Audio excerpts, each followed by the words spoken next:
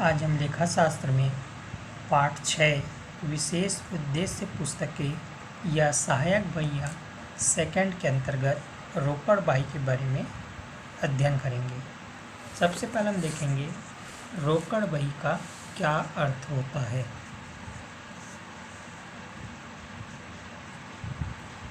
रोकड़ बही से आशय व्यापार में रखी जाने वाली उस प्रमुख बही से है जिसमें प्रतिदिन होने वाले नकद व्यवहारों को लिखा जाता है, अर्थात इस बही में ऐसे व्यवहारों को लिखा जाता है जिनका संबंध मुद्रा प्राप्त करने या मुद्रा का भुगतान में देने से होता है।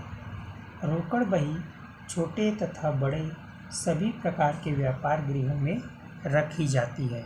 इसे हम कहते हैं रोकड़ बही। इसके बाद हम देखेंगे रोकड़ बही की विशेषताएं। रोकड़ बही की प्रमुख विशेषताएं निम्नलिखित है। पहला है, रोकड़ बही में केवल नगद व्यवहारों का ही लेखा किया जाता है, अर्थात इस रोकड़ बही में केवल नगद में लेन देन या नगद व्यवहारों का ही लेखा करते हैं, उधार व्यवहारों का इसमें लेखा नहीं करते। दूसरा है, रोकड़ बही प्रारंभिक लेखे की बही है, अर्थात नगद व्यवहारों का प्रारंभिक लेखा इसी बही में किया जाता है। तीसरा, इस बही में विकलन अर्थात डेबिट व समाकलन अर्थात क्रेडिट दो पक्ष होते हैं। रोकड़ बही में दो पक्ष होंगे, विकलन और समाकलन, जिन्हें क्रमशः प्राप्ति तथा भुगतान भी कहा जाता है।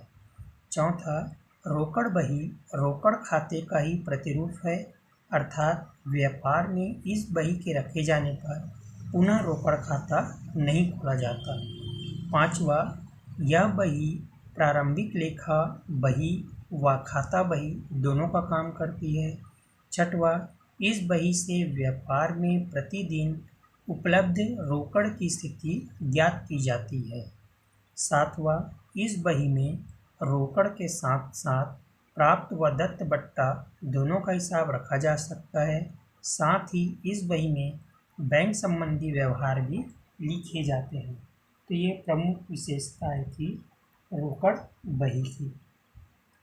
इसके बाद हम देखेंगे रोकड़ बही का महत्व। रोकड़ बही का प्रमुख महत्व जो है वो निम्नलिखित है। पहला है, हस्तस्थ रोकड़ से मिलान।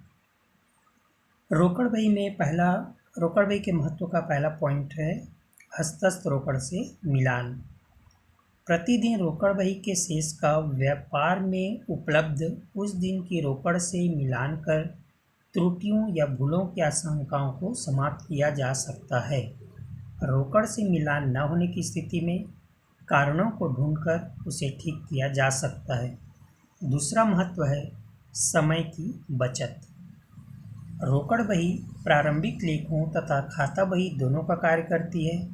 इस बही के रखे जाने पर प्रत्येक व्यवहार की केवल एक प्रविष्टि करनी पड़ती है तथा खाता बही में अलग से खाता खोलने व उसमें खतौने करने की बचत हो जाती है।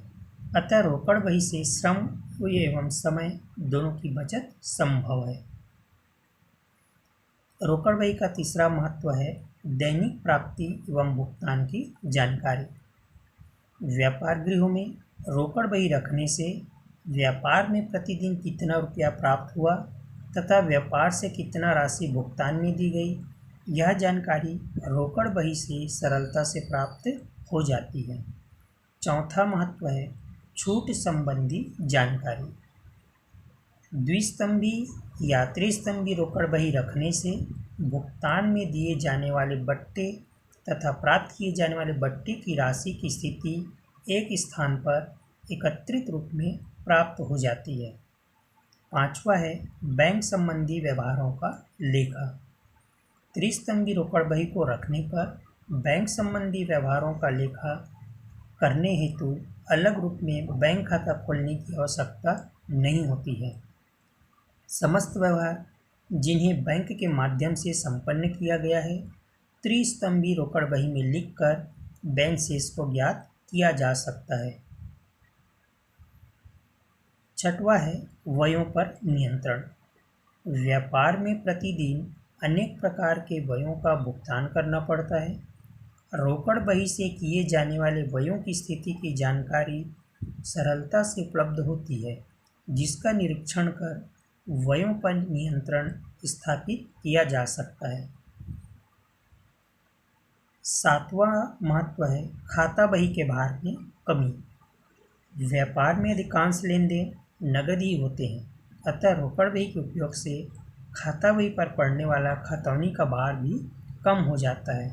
तो ये प्रमुख महत्व था रोकड़ बही रखने से, जिसमें पहला है हस्तस्थ रोकड़ से मिलान, दूसरा समय की बचत, तीसरा दैनिक प्राप्ति एवं भुगतान की जानकारी, चौथा छूट संबंधी जानकारी, पांचवा बैंक संबंधी व्यवहारों का लेखा, छठवां व्ययों पर नियंत्रण और सातवां खाता बही के भार में कमी।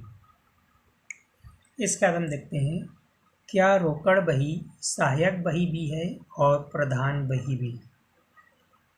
प्रधान मतलब मुख्य बही। रोकड़ बही के महत्व के संबंध में सामान्यतः यह प्रश्न होता है कि क्या रोकड़ बही सहायक बही है या प्रधान बही। इस संबंध में निम्न तर्क दिए जा सकते हैं।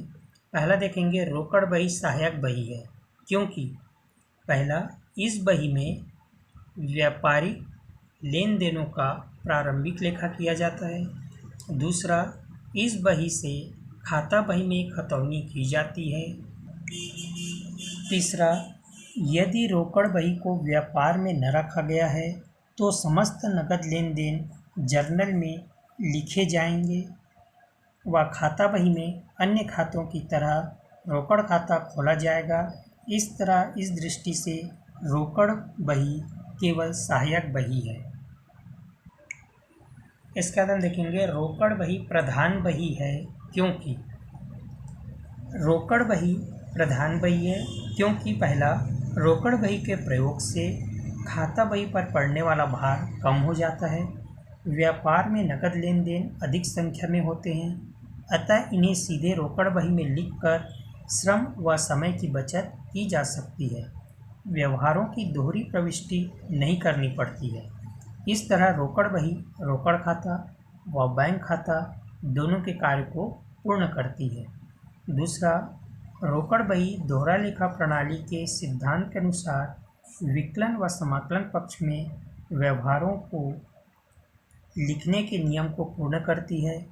प्राप्त रकम को विकलन पक्ष में तथा भुगतान की जाने वाली रकम को समाकलन पक्ष में लिखकर नियमों का पालन किया जाता है। तीसरा, प्रत्येक व्यापारी प्रतिदिन व्यापार में रोकड़ की स्थिति से अवगत होना चाहता है। रोकड़ बही के उपयोग से इस आवश्यकता को पूर्ण किया जा सकता है कि व्यापार में नकद कितना है या व्यापार में कितना नकद आया, कितना नकद भुगतान हुआ। चौथा, रोकड़ बही की प्रतिदिन बाकी का तिजोरी की रोकड़ से मिलान किया जाता है। मिलान न होने की स्थिति में त्रुटियों को खोजकर उन्हें शीघ्रता से सुधारा जा सकता है। इस प्रकार विवेचन करने से यह स्पष्ट होता है कि रोकड़ बही दोहरी भूमिका का निर्वाह करती है, अतः रोकड़ बही को सहायक बही तथा प्रधान बही दोनों कहना उचित होगा। इस प्रकार से रोकड़ बही जो है वो सहायक बही होने के साथ साथ प्रधान बही भी है। इसके बाद हम देखेंगे रोकड़ बही के प्रकार। प्रत्येक व्यापार गृह में व्यापारिक सौदों को लेखा करने संबंधी आवश्यकताओं को ध्यान में रखकर रोकड़ बही रखी जाती है। सामान्यतः रोकड़ बही निम्नलिखित 4 प्रकार की होती है। पहला है साधारण रोकड़ बही, दूसरा द्विस्तंभी रोकड़ बही, तीसरा त्रिस्तंभी रोकड़ बही, चौथा लघु रोकड़ बही। तो इस प्रकार से रोकड़ बही के सामान्यतः चार प्रकार हैं: साधारण रोकड़ बही, द्विस्तंभी रोकड़ बही, त्रिस्तंभी रोकड़ बही और लघु या फुटकर रोकड़ बही।